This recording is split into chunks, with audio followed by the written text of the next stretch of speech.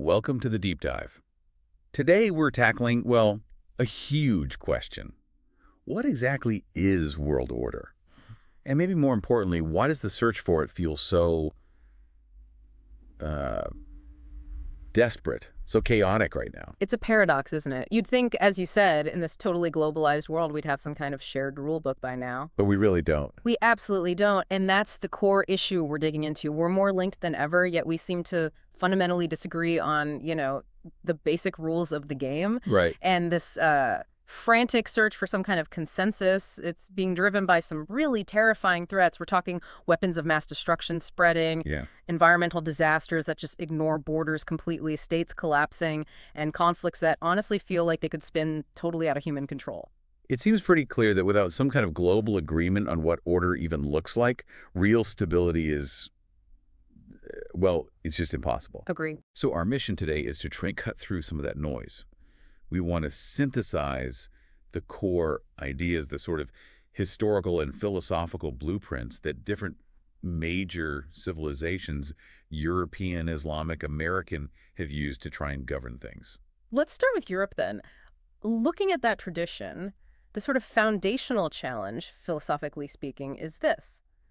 You can't just force a global order on people long term. It won't stick. Exactly. It needs legitimacy from within. The people living under it, not just the leaders, they have to see the system as fundamentally fair. And that leads straight to this core tension, doesn't it? The one European thinkers really wrestled with. Which is? Well, if you impose an order but crush all liberty, maybe it works for a bit. But eventually it's going to create its own backlash, its own opposition. Right. It breeds resistance. But then the other side of the coin, liberty can't actually survive. It can't be guaranteed unless there's a secure framework of order there to protect it.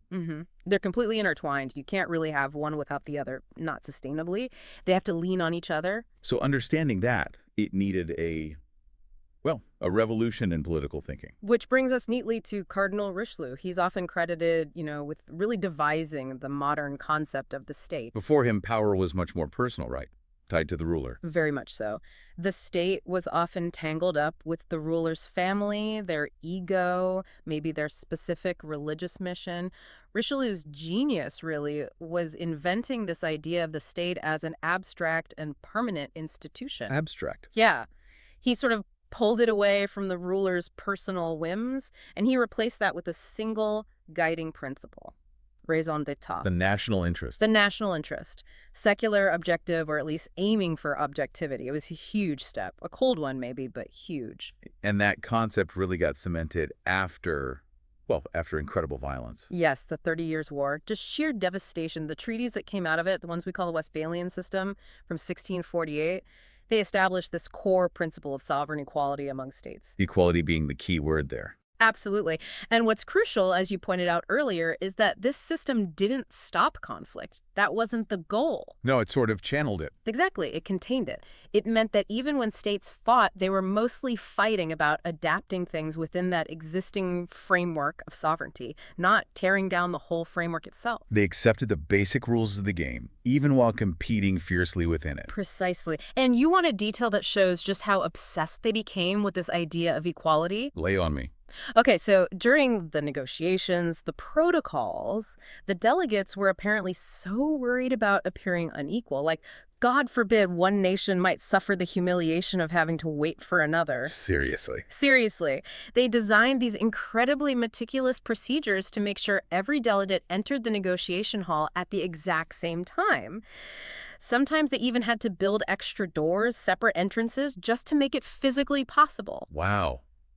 That's quite something. Imagine demanding your own door just so you don't arrive second. It sounds absurd now, maybe, but it shows this massive shift, right? For the first time, the protocol, a perception of equality, was becoming just as vital for legitimacy as, say, the actual military balance. Okay, so that's Westphalia. Pluralistic, state-based, focused on national interest and this carefully managed equality. Right. Now let's pivot completely. Let's look at a different historical blueprint, one based on a universal vision, not pluralism. What happens when a whole civilization sees itself not just as a state, but as the only truly legitimate world system? That brings us to the historical Islamic concept of world order. Traditionally, it saw itself as three things at once.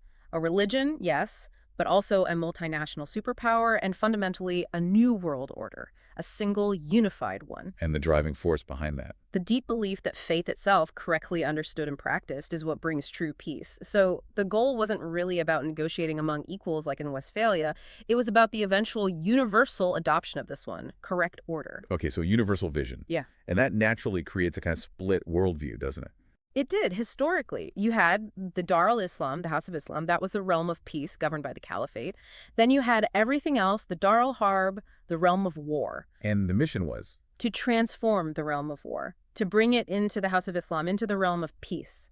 The objective was ultimately unification and transformation, not really long-term coexistence between fundamentally different systems. And we can see echoes or maybe direct examples of this tension playing out even now. Oh, absolutely. It manifests in really fascinating ways on the modern geopolitical stage. Take modern Iran, for instance. It sits, you could argue, right at the crossroads of these two clashing world orders. How so? Because Iran participates in, the UN diplomacy. Exactly. On one hand, ideologically, the religious leadership in Iran often rejects core Westphalian principles. They might view modern political institutions as illegitimate because they're not explicitly based on divine law. Okay, so that's the ideological rejection. But simultaneously, Iran is incredibly adept at playing the Westphalian game. They hold their seat at the UN, they engage in really complex international diplomacy and trade, they demand all the rights and respect due to a sovereign state under that very system. So they use the tools of the system they ideologically critique. Precisely.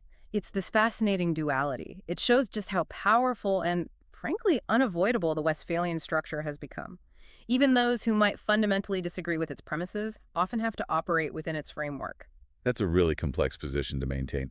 Okay, let's shift again. Another form of universalism, maybe the American version, rooted more in, moral ideals. Yes, exactly. The American vision of order, especially in its early conception, wasn't just about being a country. It saw itself as, almost the engine of God's plan, or at least a historical destiny. Manifest destiny. Manifest destiny, initially. The idea was about spreading liberty, self-governance across its sphere, and eventually, potentially, the world. The really defining thing here is how American leaders, historically, have often found it incredibly difficult to separate their foreign policy from deeply held moral imperatives. So interventions abroad get framed differently. Often, yes. Instead of just cold, calculated national interests like Richelieu might advocate, the justification is frequently framed in terms of defending humanity, promoting democracy, upholding universal values. They see themselves as champions, perhaps. Champions of universal values, absolutely. Which can sometimes blur the lines, can't it, between what's genuinely good for the world and what serves American interests specifically. It's another kind of universalism, but driven by political and moral ideals rather than divine law, per se. Okay, so we have these different models: pluralist national interest, religious universalism, moral idealism. But now, regardless of which model a nation leans towards, they all face this massive common challenge from the digital age. Technology. It seems to be fundamentally messing with the very nature of statecraft, of diplomacy itself. Oh, so? Well, think about the historical paths we just discussed. Westphalia, Islamic universalism, American idealism, all of them, in their own way, require time. They need reflection, strategic thinking, looking ahead. And technology speeds everything up. Drastically. It kills strategic foresight. I sometimes think of it as the speed trap of diplomacy. The speed trap.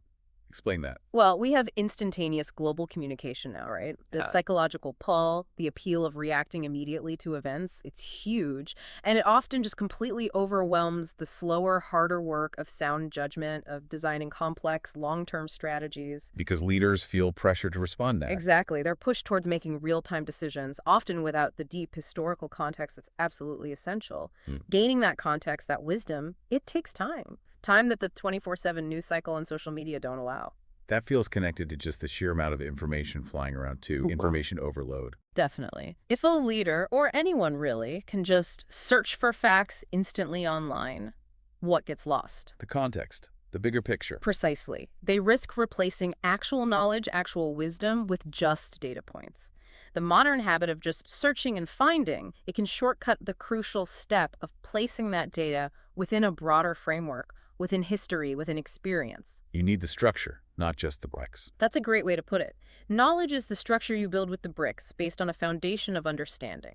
Data alone is just a pile of bricks. Useful maybe, but not a house. And looking at who provides the bricks or how we get them, that reveals maybe the deepest challenge, this idea of information losing its universal character. I think so, because information now is so incredibly individualized. Algorithms feed each of us a personalized stream of news, opinions, emotional content. Our own little information bubble. Exactly. And because of that, information starts to lose its shared universal nature. If we can't even agree on a common set of foundational facts anymore, well, how can we possibly have a reasoned debate about complex policy? Especially policies that involve trade-offs or sacrifices. Right. Those difficult, often painful choices become incredibly vulnerable to being hijacked by immediate public sentiment, by raw emotion, often amplified online, rather than being decided through careful, shared analysis based on agreed-upon realities. So if everyone's navigating by their own personal algorithm-generated map of the world, achieving the kind of consensus needed for any sort of stable world order, it starts to look almost impossible, doesn't it? It becomes fundamentally much, much harder. How do you agree on a destination, let alone the route, when everyone's looking at a different map? Okay, let's try to pull this together. It's a huge topic. It is. But to synthesize maybe the core challenge, this whole search for world order, historically and now, it always seems to come down to balancing two key elements. You need power and you need legitimacy. Power and legitimacy. Right. And right now, power is incredibly fluid. It's shifting, it's accelerated by technology, as we discussed. Meanwhile, legitimacy is constantly being challenged by all these conflicting value systems we've explored, the pluralist view versus the different universalist views. And getting that balance wrong is dangerous. Extremely. History seems pretty clear on this. If you just focus on power calculations, without a real moral dimension or sense of legitimacy, you tend to end up in endless conflicts. Might makes right, essentially, and that rarely lasts. But the other way is also problematic. Equally. If you pursue moral imperatives, universal values, without any regard for the actual balance of power, the realities on the ground, well, you either end up with policies that sound nice but achieve nothing, they're impotent, or worse, you end up on crusades that destabilize everything. So the failure to find that balance, to build consensus, or to enforce some kind of agreed-upon order, that leads directly to the kind of chaos we're seeing in many parts of the world today. I believe so. And the most effective solutions, historically, seem to emerge when leaders and societies grasp that fundamental point we started with. Order and freedom aren't opposites. They actually have to be mutually dependent. Which leaves you, our listener, with maybe a final provocative thought to chew on, building on everything we've discussed. Go on. If this digital age we're in really does accelerate decision-making to warp speed, while at the same time eroding our shared understanding of history and facts. Yeah. Can modern leaders possibly overcome what we might call the tyranny of the immediate? Can they resist that constant pressure for instant reaction? Yeah. Can they forge the kind of long-term strategic vision that's clearly needed to achieve this incredibly delicate but vital balance between order and freedom? That, I think, might be the defining geopolitical puzzle of our time.